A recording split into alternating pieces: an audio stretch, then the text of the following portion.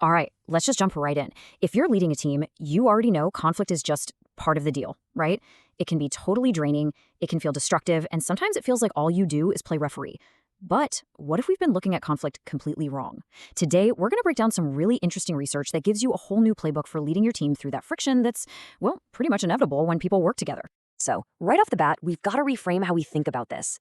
Conflict isn't some intruder that breaks into a happy team. It's a natural byproduct of putting smart, passionate people in a room together. The real question for any leader isn't how to get rid of it, but whether the conflict you're seeing is a sign of sickness or maybe, just maybe, a sign of strength. I want you to think about the last disagreement your team had. Did it just bring everything to a grinding halt? Did it create that awkward resentment that just lingered for days? It's a question every single manager has asked themselves, watching a team just get stuck in the mud because of friction. But here's the twist. What if some of that friction, that disagreement, what if it's not only normal, but it's actually necessary for your team to perform at its best? What if, by trying to stamp out every little fire, we're actually smothering the very sparks of innovation? This brings us to a leader's most critical skill when it comes to conflict: diagnosis. You got to be like a doctor. You can't just prescribe a treatment until you know exactly what you're dealing with. And according to some foundational research from Wharton, team conflict really boils down to two very, very different types. Okay, so first up, you've got task conflict. This is the good stuff. This is the healthy debate. It's arguing about the best way to launch a product, or questioning the data in a report, or pushing back on a project timeline. The key is it's all focused on the work itself, the what and the how.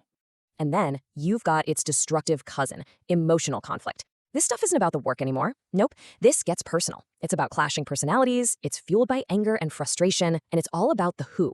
This is the kind of conflict that really poisons a team's culture. And this slide really nails the difference in the real world. Over on the left, you've got that productive task conflict. It's constructive. It sounds like, hey, I think there's a better way we could approach this. But on the right, you see emotional conflict. It's just dismissive, it's personal. It sounds like your idea will never work.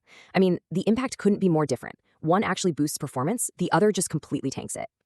And look, this isn't just a hunch. The Wharton study came to this exact conclusion, and it points right to a leader's main job.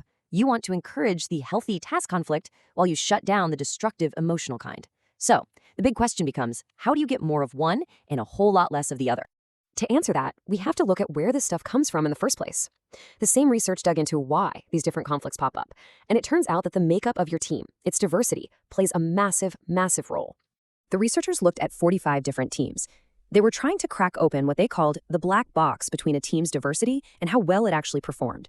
They really wanted to know what is happening inside a diverse team that leads to either huge success or total failure. And what they found was pretty mind-blowing. So this table breaks down their core findings. Check this out. Diversity in functional background. Having people from engineering, marketing, sales, that's what drives productive task conflict. But they found that diversity in race and company tenure was actually linked to the destructive emotional kind of conflict.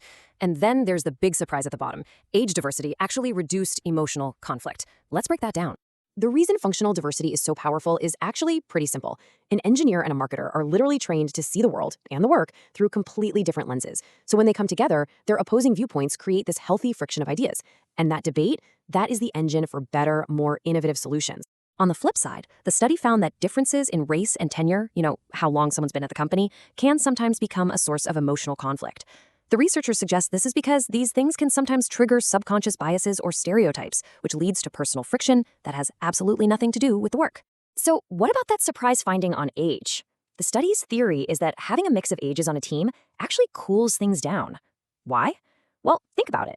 Someone who's 25 and someone who's 50 are at totally different stages of their careers. They're way less likely to see each other as a direct competitor for the same promotion.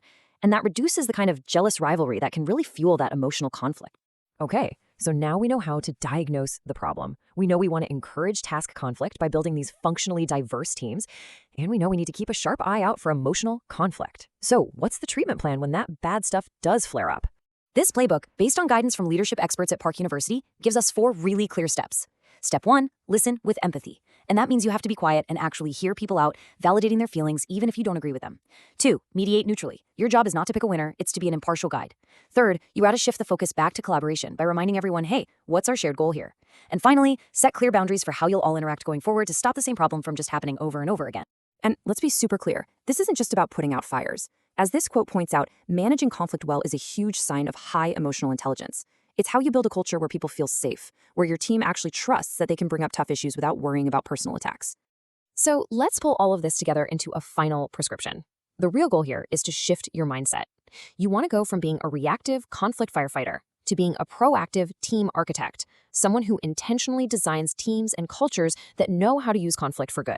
So here are your key takeaways. First, remember, not all conflict is bad. Your job is to diagnose it before you treat it. Second, go out and actively build functionally diverse teams to fuel that productive task conflict. That's where the magic of innovation happens. Third, when that destructive emotional conflict does show up, you have to manage it head on with empathy and crystal clear communication. And finally, the ultimate goal isn't a conflict-free workplace. It's a workplace that knows how to harness conflict as a powerful tool for growth. And that leaves us with one last thought. When a disagreement pops up, any manager can try to keep the peace. But a true leader understands the difference between productive friction and destructive friction. They know how to turn a tense debate into a game-changing breakthrough. So the real question for you is, will you just manage conflict, or will you choose to lead through it?